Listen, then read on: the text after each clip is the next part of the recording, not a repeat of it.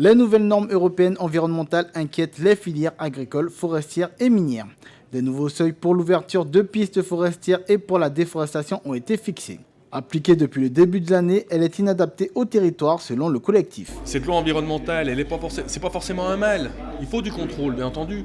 D'ailleurs, nous, dans l'exploitation forestière, on a fait le grand écart pour certifier l'ensemble des massifs forestiers guyanais en éco-certification, en exploitation à faible impact. On est sûrement à un niveau extrêmement élevé d'exigence dans notre métier par rapport à ce qui peut se passer dans le reste du monde. Et je ne pèse pas mes mots, je pèse mes mots quand je dis ça, parce que c'est vraiment une réalité. Aujourd'hui, on nous en rajoute encore. Mais surtout, ce qu'on nous rajoute, il y a un moment, ça devient inatteignable pour notre territoire. Cette directive serait un véritable frein qui entraînerait des difficultés au sein de tous les secteurs représentés dans le pôle économique des accords de Guyane.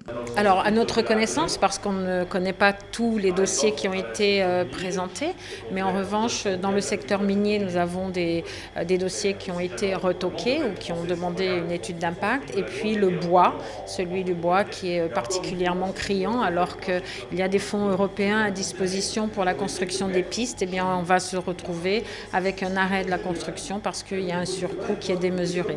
Donc aujourd'hui, on marche sur la tête. On nous donne d'un côté des fonds européens pour développer le territoire qui est en retard, et puis de l'autre côté, on a la transcription d'une directive européenne qui est surtranscrite et qui vient bloquer les projets ici en Guyane. Il faut savoir qu'est-ce qu'on veut et mettre en adéquation tout ça, parce que sinon on ne va pas y arriver.